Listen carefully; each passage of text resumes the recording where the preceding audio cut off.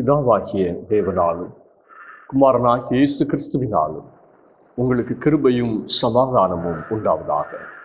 நாம் கடவுளை தொழுவோம்.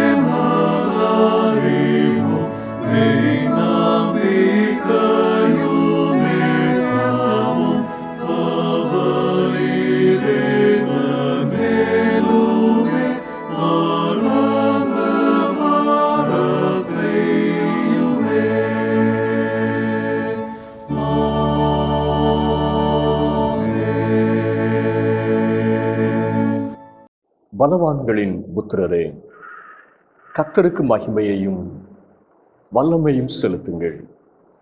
கர்த்தருக்கே அதை செலுத்துங்கள். பரிசுத்த அலங்காரத்துடனே கர்த்தரை தொழுது கொள்ளுங்கள்.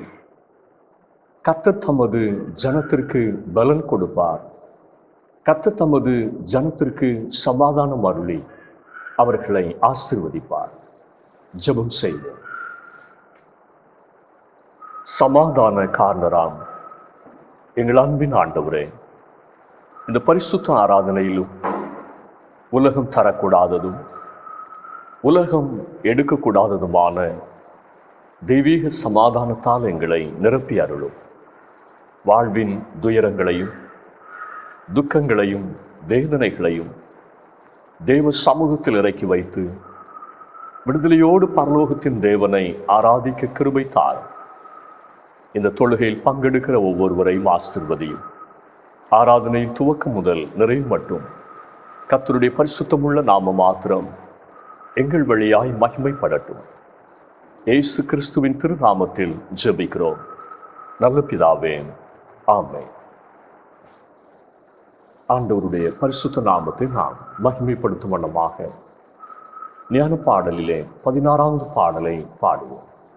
எல்லாருக்குமா உன்னத கர்த்தாந்தி கர்த்தரே. ஞான பாடல் 16.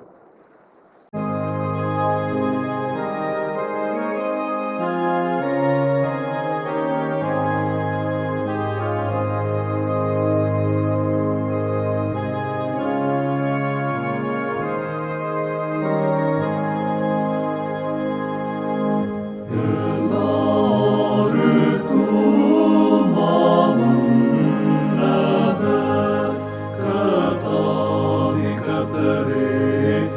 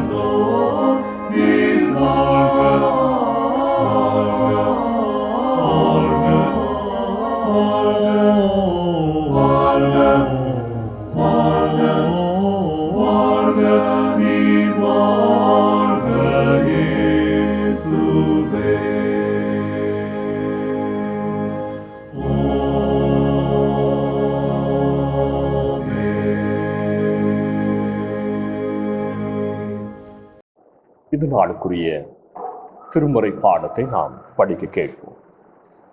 பரிசுத்த யோவான் எழுதிய நற்செய்தி நூல் 16 அதிகாரம் வசனங்கள் 20 முதல் 33 முடிய. மெய்யாகவே மெய்யாகவே நான் உங்களுக்கு சொல்லுகிறேன், நீங்கள் அழுது புலம்புவீர்கள், உலகமோ சந்தோஷப்படும். நீங்கள் துக்கப்படுவீர்கள், ஆனாலும் உங்கள் துக்கம் சந்தோஷமாக மாறும். ஸ்திரீயானவளுக்கு பிரசவ காலம் வந்திருக்கும் போது அவள் துக்கம் அடைகிறாள். பிள்ளை பெற்ற உடனே ஒரு மனுஷன் உலகத்தில் பிறந்தான் என்கிற சந்தோஷத்தினால் அப்புறம் உபத்திரவத்தை நினையாள். அதுபோல நீங்களும் இப்பொழுது துக்கமடைந்திருக்கிறீர்கள். நான் மறுபடியும் உங்களை காண்பேன், அப்பொழுது உங்கள் இருதயம் சந்தோஷப்படும். உங்கள் சந்தோஷத்தை ஒருவனும் உங்களிடத்தில் இருந்து எடுத்து போட மாட்டான். அந்த நாளிலே நீங்கள் என்னிடத்தில் ஒன்றும் கேட்க மாட்டீர்கள். மெய்யாகவே மெய்யாகவே நான் உங்களுக்கு சொல்லுகிறேன், நீங்கள் என் நாமத்தினாலே பிதாவினிடத்தில் கேட்டுக்கொள்வது எதுவோ அதை அவர் உங்களுக்கு தருவார். இதுவரைக்கும் நீங்கள் என் நாமத்தினாலே ஒன்றும் கேட்கவில்லை. கேளுங்கள், அப்பொழுது உங்கள் சந்தோஷம் நிறைவாயிருக்கும்படி பெற்றுக்கொள்வீர்கள். இவைகளை நான் ஓமைகளாய் உங்களுடனே பேசுகிறேன். காலம் வரும், அப்பொழுது நான் ஓமைகளாய் உங்களுடனே பேசாமல் பிதாவை குறித்து வெளிப்படையாக உங்களுக்கு அறிவிப்பேன். அந்த நாளில் நீங்கள் என் நாமத்தினாலே வேண்டிக் கொள்வீர்கள். உங்களுக்காக பிதாவை நான் வேண்டிக் கொள்வேன் என்று உங்களுக்கு சொல்ல வேண்டியதில்லை. நீங்கள் என்னை சிநேகித்து நான் தேவனிடத்திலிருந்து புறப்பட்டு வந்தேன் என்று விசுவாசிக்கிறபடினால் பிதா தாமே உங்களை சிநேகிக்கிறார். நான் பிதாவினிடத்திலிருந்து புறப்பட்டு உலகத்திலே வந்தேன், மறுபடியும் உலகத்தை விட்டு பிதாவினிடத்திற்கு போகிறேன் என்றார். அவருடைய சீஷர்கள் அவரை நோக்கி, இதோ இப்பொழுது நீர் ஓமையாய் பேசாமல் வெளிப்படையாய் பேசுகிறீர், இதெல்லாவற்றையும் அறிந்திருக்கிறீர் என்றும் ஒருவன் உம்மை வினவ வேண்டுவதில்லை என்றும் இப்பொழுது அறிந்திருக்கிறோம். இதனாலே நீர் தேவனிடத்திலிருந்து வந்தீர் என்று விசுவாசிக்கிறோம் என்றார்கள். இயேசு அவர்களுக்கு பிரதித்தரமாக, இப்பொழுது நீங்கள் விசுவாசிக்கிறீர்கள். இதோ நீங்கள் சிதறுண்டு அவனவன் தன் தன் இடத்திற்கு போய் என்னை தனியே விட்டுவிடும் காலம் வரும். அது இப்பொழுது வந்திருக்கிறது. ஆனாலும் நான் தனித்திறேன். பிதா என்னுடனே கூட இருக்கிறார். என்னிடத்தில் உங்களுக்கு சமாதானம் உண்டாயிருக்கும் பொருட்டு இவைகளை உங்களுக்கு சொன்னேன். உலகத்தில் உங்களுக்கு உபத்திரவம் உண்டு. ஆனாலும் திடன் கொள்ளுங்கள், நான் உலகத்தை ஜெயித்தேன் என்றார். இது நாளுக்குரிய திருமுறை பகுதி வாசித்தாயிற்று.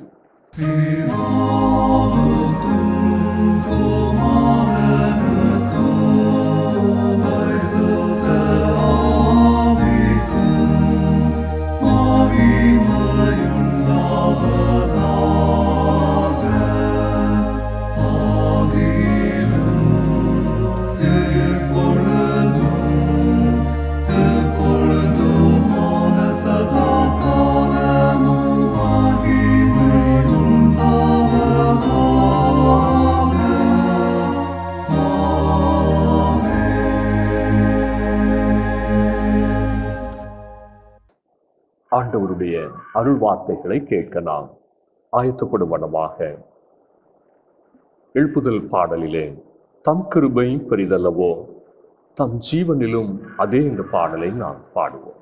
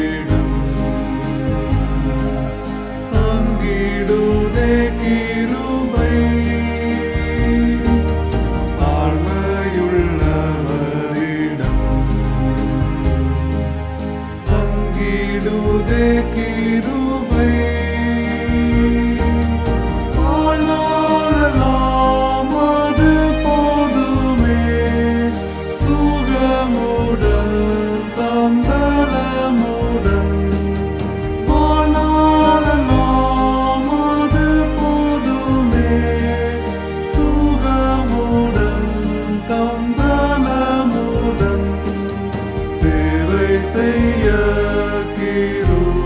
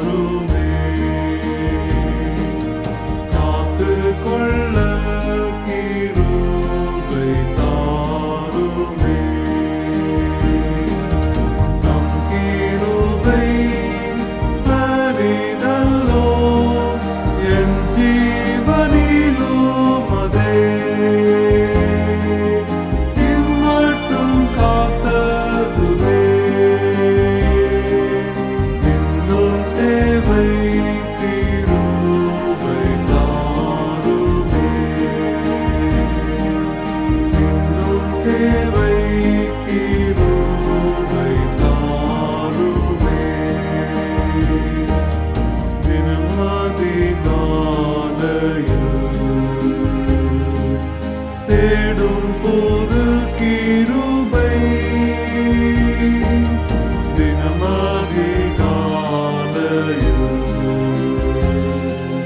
தேடும் போது கிருபை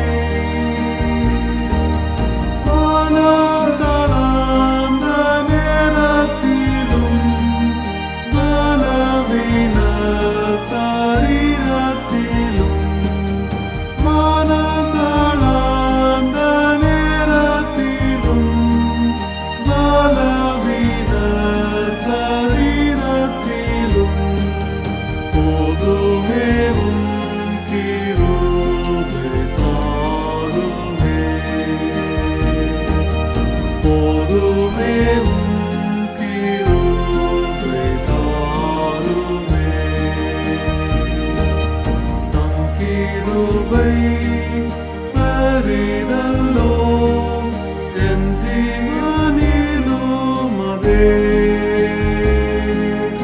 இம்மட்டும் காத்ததுவே இன்னும் தேவை கிருபை தாருமே இன்னும் தேவை கிருபை தாருமே ஒன்றை ஒன்று சந்திக்கும் சத்தியமும் கிருபை ஒன்றை ஒன்று சந்திக்கும் சத்தியமும் கிருபை என்று மாறாவேன் வாக்கு தத்தம் நீதியுமே சமாதானமே என்று மாறாவேன் வாக்கு தத்தம் நீதியுமே சமாதானமே நிலை நிற்கும் கிருபை தாருமே நிலை நிற்கும் கிருபை தாருமே கிருபை பரிதல்லோ என் ஜீவனிலும் அதே இம்மட்டும் காத்ததுவே இன்னும் தேவை கிருபை தாருமே இன்னும் தேவை கிருபை தாருமே ஸ்தோத்திர ஜபத்தினால் பெருகுதே கிருபை ஸ்தோத்திர ஜபத்தினால் பெருகுதே கிருபை ஆத்தும பாரம் கண்ணீரோடே சோர்வின்றி நானும் வேண்டிடவே ஆத்தும பாரம் கண்ணீரோடே சோர்வின்றி நானும் வேண்டிடவே ஜெபவரம் கிருபை தாருமே ஜெபவரம் கிருபை தாருமே நம் கிருபை பரிதல்லோ என் ஜீவனிலும் அதே இம்மட்டும் காத்ததுவே இன்னும் தேவை கிருபை தாருமே இன்னும் தேவை கிருபை தாருமே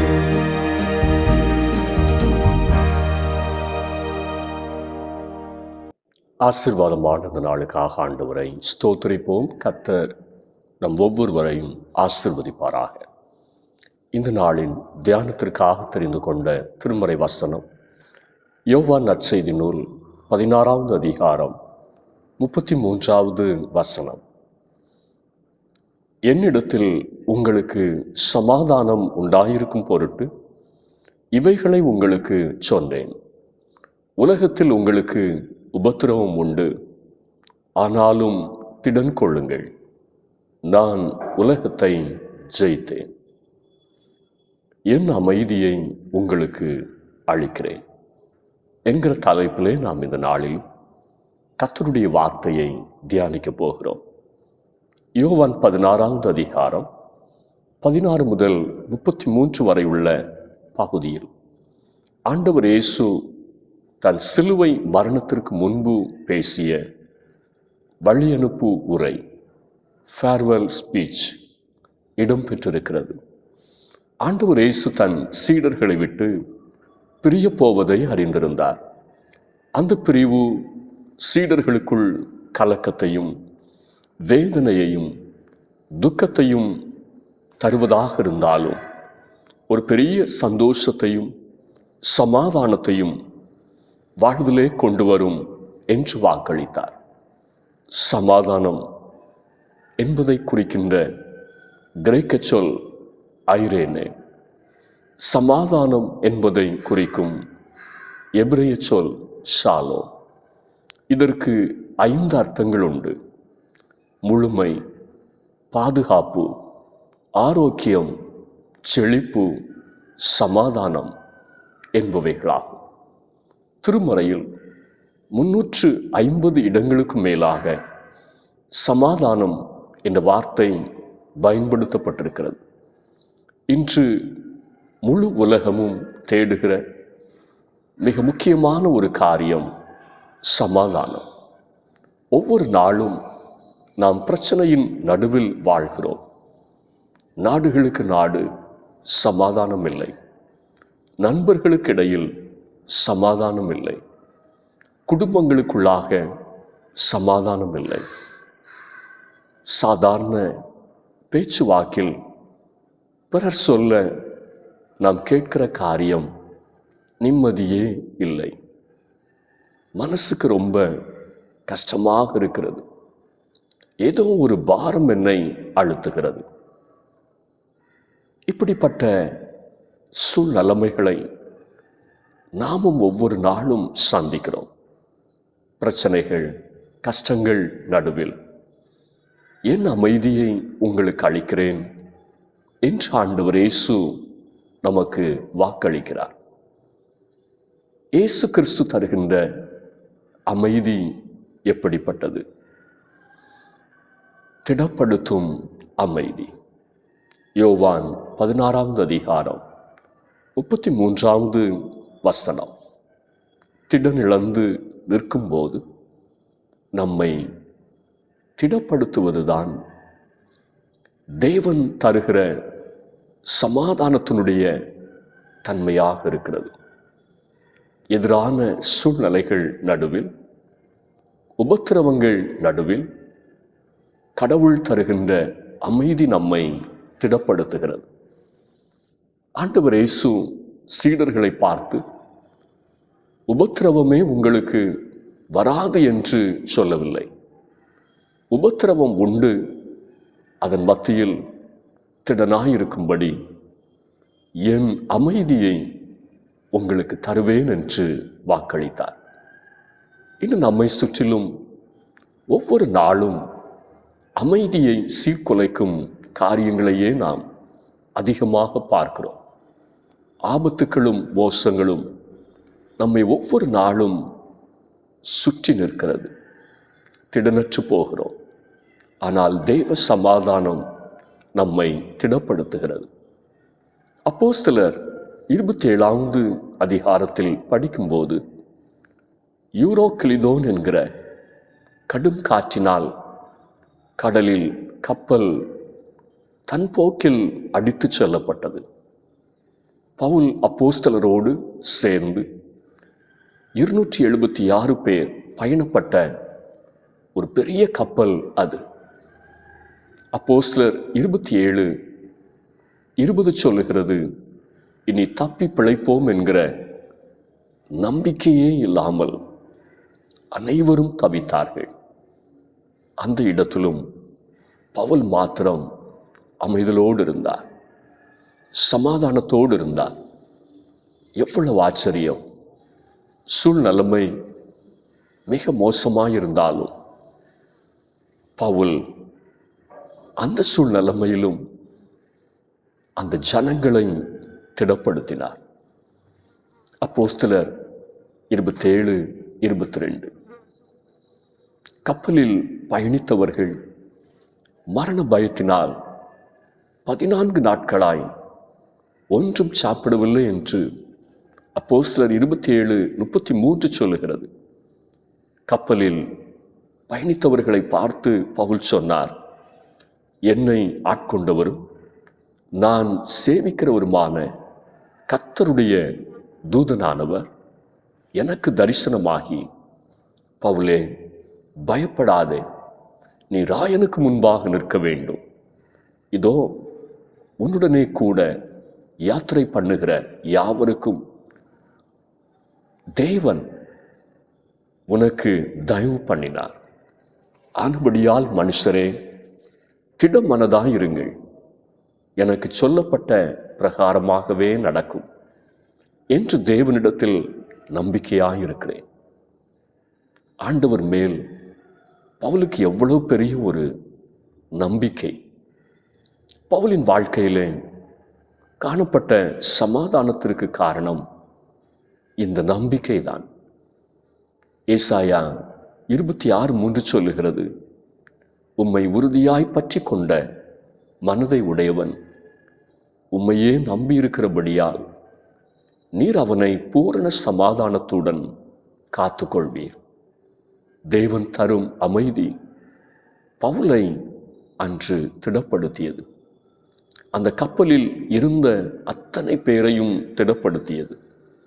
அப்போஸ்தலர் 28-36 சொல்லுகிறது, அப்பொழுது எல்லாரும் திடமனப்பட்டார்கள். ஆரம்பத்திலே தென்றல் மெதுவாக அடித்தது, சூழ்நிலை அழகாக இருந்தது, எல்லாம் சாதகமாக இருந்தபோது கப்பல் பயணிகள் சமாதானமாய் சந்தோஷமாய் இருந்தார்கள். அப்போஸ்தலர் 27:13. ஆனால் ஆரம்பத்திலேயே சூழ்நிலைகள் திடீரென்று மாறப்போவதை அறிந்திருந்த பவுல் கலக்கத்தில் இருந்தார், எச்சரித்தார்.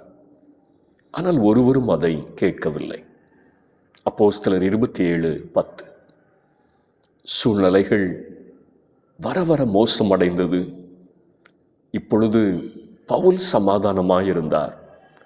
கப்பல் பயணிகள் அமைதி இழந்தனர். சூழ்நிலைமைகள் மோசமாக சென்றாலும் அதன் மத்தியிலும் தெய்வீக சமாதானத்தை பவுல் அனுபவித்தார். கப்பலில் இருந்தவர்கள் பவுல் சொன்ன கர்த்தருடைய வார்த்தையை கேட்டு ஏற்றுக்கொண்ட போது சூழ்நிலைமைகள் மோசமாயிருந்தாலும் கப்பலுக்குள்ளாக இப்பொழுது பெரிய ஒரு அமைதி சூழ்ந்தது. தேவ சமாதானம் ஜனங்களை நிரப்பியது. தேவ சமாதானம் ஜனங்களை திடப்படுத்தியது. இந்த தெய்வீக சமாதானத்தை தேவன் உங்கள் வாழ்க்கையிலும் தர வல்லவர். சூழ்நிலைமைகளை பாராதேயுங்கள், கர்த்தரையே நோக்கி பாருங்கள். தேவ சமாதானம் உங்களை திடப்படுத்தும். இரண்டாவதாக, திசை காட்டியாய் செயல்படும் சமாதானம். யோவான் 16:33 சமாதானத்தை எப்பொழுதெல்லாம் இழக்கிறோமோ அப்பொழுது நாம் செய்கின்ற செயல்படுத்துகின்ற காரியத்தை நிறுத்திவிட்டு கடவுள் நம்மிடம் ஏதோ ஒன்றை சொல்ல விரும்புகிறார் என்பதை உணர வேண்டும். நாம் செய்யும் சில காரியங்கள் நமக்கு நல்ல காரியங்கள் போலவே இருக்கும், சரியானது போலவே இருக்கும். ஆனால் அது நம் சமாதானத்தை இழந்து போக செய்யுமானால் அந்த காரியத்தை நிறுத்தி வைத்துவிட்டு கடவுள் என்ன சொல்லுகிறார் என்று கேட்டு நாம் கீழ்ப்படிய வேண்டும். தெய்வம் தரும் சமாதானம் நம்மை சரியான திசையில் நடத்துகிறது. யோவான் 16:32 சொல்லுகிறபடி ஆண்டவர் இயேசு தனிமையில் விடப்படும் சூழ்நிலைகளை சந்தித்தாலும் அவருக்குள் இருந்த சமாதானத்தை அவர் இழக்கவில்லை. எனவே பிதாவானவர் தனக்கு நியமித்த பாதையை உறுதிப்படுத்தி கொண்டு சிலுவை பாதையில் அவரால் தைரியமாக சரியாக பயணிக்க முடிந்தது. தேவன் தரும் சமாதானம் நம் இருதயத்தில் ஒரு திசை காட்டியாக இருந்து நம்மை சரியான பாதையில் நடத்துகிறது. நாம் நீதிமான்கள் ஆக்கப்பட்டிருக்கிறோம் என்பதற்குரிய அடையாளம் என்ன? நமக்குள் இருக்கிற சமாதானம். ரோமர் 5:1 சமாதானத்தை இழக்கிற பொழுதெல்லாம் நாம் பாவத்தில் விழுந்து கிடக்கிறோம் என்பதற்குரிய எச்சரிக்கை விளக்காக அது இருக்கிறது. அதை உணர்ந்து நம்மை சரிப்படுத்துவதற்கு உதவியாக இருக்கிறது. ஆதியாகமம் 20 தேவ மனிதராகிய ஆபிரகாம் கேராரிலே தங்கியிருந்தார். அந்த பகுதி மக்கள் மிகவும் மோசமானவர்கள் என்பதை அவர் அறிந்திருந்தார். தன்னை காப்பாற்றிக் கொள்ள தன் மனைவி சாராளை தன் சகோதரி என்று எல்லாருக்கும் அறிமுகப்படுத்தினார். கேராரின் ராஜா அபிமலேக்கு சாராளை ஆபிரகாமின் சகோதரி என்று நினைத்து தன் அரண்மனைக்கு அழைத்து தங்க வைத்திருந்தார். ஆனால் சாராள் அந்த அரண்மனைக்கு கொண்டு வரப்பட்டதிலிருந்து அபிமலேக்கு அமைதி இழந்து போனார். தேவனுடைய எச்சரிப்பான சொப்பனங்கள் அவரது அமைதியை பறித்தது. ஆதியாகமம் 20:3 மாத்திரமல்ல, ராஜ குடும்பத்தில் உள்ளவர்களும் அமைதி இழந்து போனார்கள். ஆதியாகமம் 20:17 கர்த்தர் ராஜாவின் வீட்டாருடைய கர்ப்பங்களை எல்லாம் அடைத்தபடியினால் அமைதியற்ற சூழ்நிலைமை அந்த அரண்மனையில் நிலவியது. அமைதி இழந்த நிலைமையில் அபிமலேக்கு எல்லாவற்றையும் ஆராய்ந்து பார்க்கிறார். கர்த்தர் தன்னை தவறு செய்யாதபடி தடுத்தார் என்பதை அபிமலேக்கு உணர்ந்து தன்னை சரிப்படுத்துகிறார். ஆபிரகாம் ராஜாவின் வீட்டாருக்காக ஜெபித்த போது அந்த அரண்மனைக்குள் அமைதியும் ஆசீர்வாதமும் திரும்பி வந்தது. தேவன் தரும் அமைதி நம் இருதயத்தினுடைய திசை காட்டியாக இருக்கிறது. நாம் சரியான பாதையில் செல்லுகிறோமா இல்லையா என்பதை அது உணர்த்துகிறது. அமைதியை இழக்கிற போது அறிந்தோ அறியாமலோ ஏதோ ஒரு தவறு நுழைந்து விட்டதை உணர்ந்து நம்மை சரிப்படுத்தி கொள்ள வேண்டும். கிறிஸ்து தரும் அமைதி திசை காட்டியாக நம்முடைய வாழ்க்கையிலே செயல்படுகிறது. கடைசியாக தியாகசீலர்களாய் மாற்றும் சமாதானம். யோவான் 16:13 தெய்வம் தரும் சமாதானம் தியாகசீலர்களாய் தேவ ஜனங்களை மாற்றுகிறது. உபத்திரவங்களை எதிர்கொள்ள பக்குவப்படுத்துகிறது. கிறிஸ்தவ வாழ்க்கையிலே நம்மை தியாகிகளாக மாற்றுகிறது. ஆண்டவர் இயேசுவை எப்படிப்பட்ட மனிதர்கள் சூழ்ந்திருந்தார்கள், அவர்கள் அவருக்கு என்ன செய்தார்கள் என்று ஏசாயா 53:7 சொல்லுகிறது. அவர் நெருக்கப்பட்டும் ஒடுக்கப்பட்டும் இருந்தார். ஆனாலும் தம்முடைய வாயை அவர் திறக்கவில்லை. அடிக்கப்படும்படி கொண்டு போகப்படுகிற ஒரு ஆட்டுக்குட்டியைப் போல தன்னை மயிர் கத்திரிக்கிறவனுக்கு முன்பாக சத்தமிடாதிருக்கிற ஆட்டை போலவும் அவர் தம்முடைய வாயை திறவாதிருந்தார். நெருக்கப்பட்டார், ஒடுக்கப்பட்டார், அடிக்கப்பட்டார். ஆனாலும் அவரால் எப்படி அமைதியாக இருக்க முடிந்தது? ஆண்டவர் இயேசுவை கன்னத்தில் அறைந்தார்கள், தலையில் குட்டினார்கள், தாடியை பிடித்து இழுத்தார்கள், பொய்யான குற்றச்சாட்டுகளை கூறினார்கள், தூஷித்தார்கள். ஆனால் அவரோ அமைதியாயிருந்தார். எப்படி முடிந்தது? காரணம், அவர் சமாதானத்தின் ஊற்றாயிருந்தார். அவருக்குள் சமாதானம் நிறைந்திருந்தது. அந்த சமாதானத்தை உலகத்தினுடைய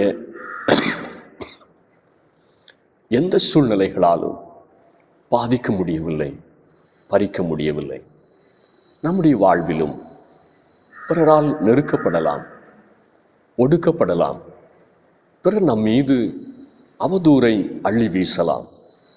அப்படிப்பட்ட சூழ்நிலையிலும் தெய்வ சமாதானத்தை அனுபவிக்க நாம் என்ன செய்ய வேண்டும்? பிலிப்பியர் 4வது அதிகாரம் 6-7 வசனங்கள் சொல்லுகிறது, நீங்கள் ஒன்றுக்கும் கவலைப்படாமல் எல்லாவற்றை குறித்தும் உங்கள் விண்ணப்பங்களை ஸ்தோத்திரத்தோடே கூடிய ஜெபத்தினாலும் வேண்டுதலினாலும் தேவனுக்கு தெரியப்படுத்துங்கள். அப்பொழுது எல்லா புத்திக்கும் மேலான தேவ சமாதானம் உங்கள் இருதயங்களையும் உங்கள் சிந்தைகளையும் கிறிஸ்து இயேசுவுக்குள்ளாக காத்துக்கொள்ளும். தேவன் தரும் சமாதானம் கிறிஸ்துவுக்காக பாடுகளை சகிக்கவும், கிறிஸ்துவுக்காக சுவிசேஷத்திற்காக ஜீவனை கொடுக்கவும் பலப்படுத்துகிறது. தியாகசீலர்களாய் நம்மை மாற்றுகிறது. இயேசு கிறிஸ்து தருகிற அமைதி எப்படிப்பட்ட துன்பத்திலும் எவ்வளவு மோசமான சூழ்நிலைமையிலும் கிறிஸ்துவை விட்டு பின்வாங்காமலும் விசுவாசத்தை விட்டு மறுதலித்து விடாமலும் உறுதியாக நிற்க பலப்படுத்துகிறது. சமாதான பிரபுவாம் கிறிஸ்து தரும் அமைதி திடப்படுத்தக்கூடியது, திசை காட்டியாய் வழிநடத்தக்கூடியது, தியாகசீலர்களாய் மாற்றக்கூடியது. அந்த தெய்வீக அமைதியை சொந்தமாக்குவோம். நமது குடும்பத்திற்குள், திருச்சபைக்குள், உலகத்திற்குள் இந்த தெய்வீக அமைதியை கொண்டு செல்வோம். ஆண்டவர் இந்த வார்த்தைகளால் நம் ஒவ்வொருவரையும் ஆசீர்வதிப்பாராக. ஆமென். ஆராதனைக்கு நிறைய பாடலாக ஞான பாடலிலே 294வது பாடலை பாடுவோம். அற்ப வாழ்வை வாஞ்சியாமல். 294வது ஞான பாடல்.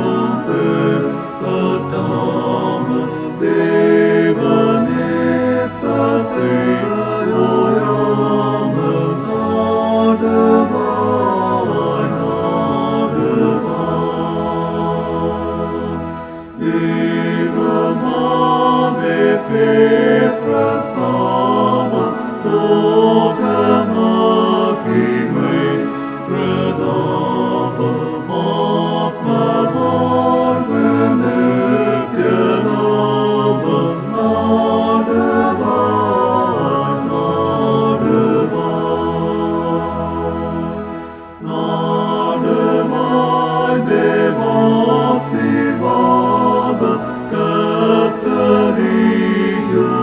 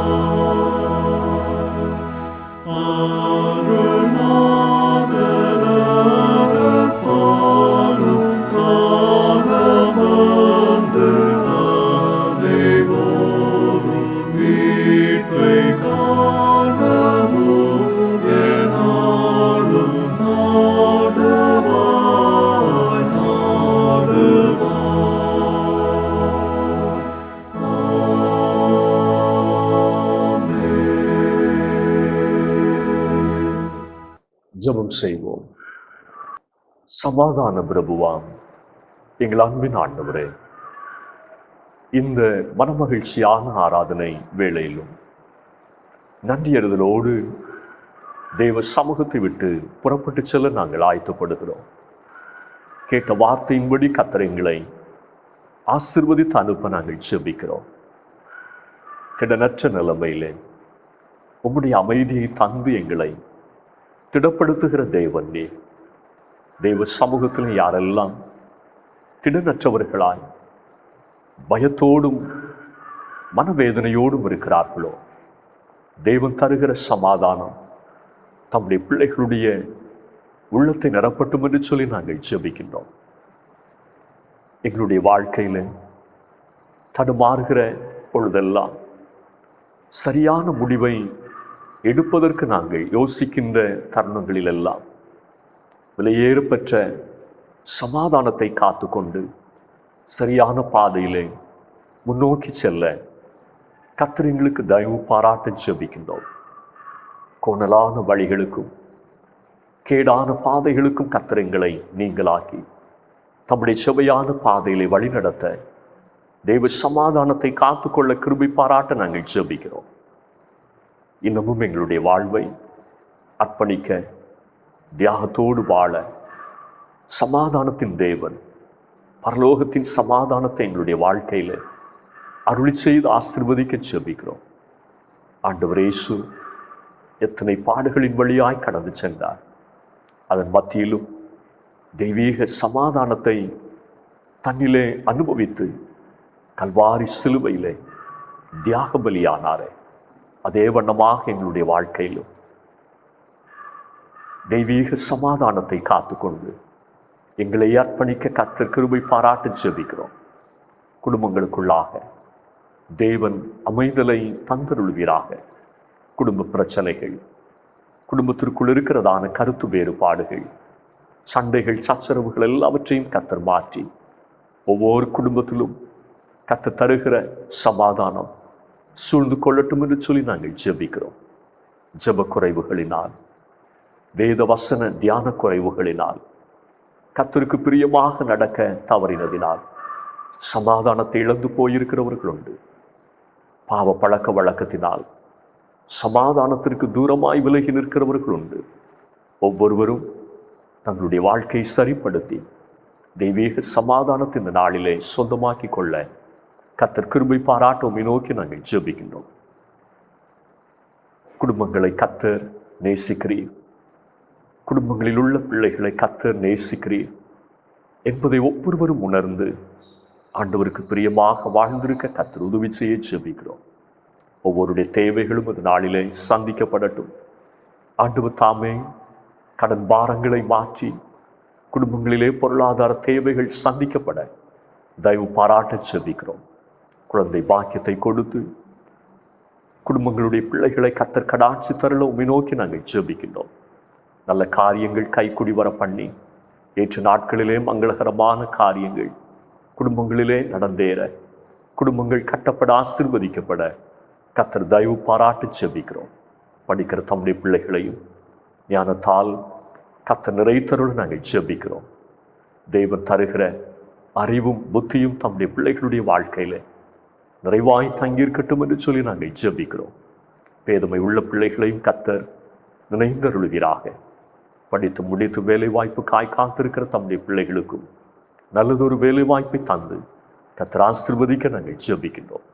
ஒவ்வொருடைய தேவைகளையும் கர்த்தர் சந்திக்க ஜெபிக்கிறோம். வெளிநாடுகளிலே தூர இடங்களில் இருக்கிற அருமையான குடும்பத்தின் பிள்ளைகளையும் கர்த்தர் நினைந்தருளி ஆசீர்வதிக்க ஜெபிக்கிறோம். எங்கிருந்தாலும் தம்முடைய பிள்ளைகள் தேவன் தருகிற சமாதானத்தை பெற்று அனுபவிக்க கர்த்தர் உதவி செய்வீராக. வியாதி படுக்கையில் இருக்கிறவர்கள், பலவீனத்தோடு இருக்கிறவர்கள் தேவன் தருகிற விடுதலையை பெற்று சமாதானத்தோடு ஆண்டவருடைய பாதப்படியிலே வந்து கர்த்தரை துதிக்க ஸ்தோத்திரிக்க தயவு பாராட்ட ஜெபிக்கிறோம்.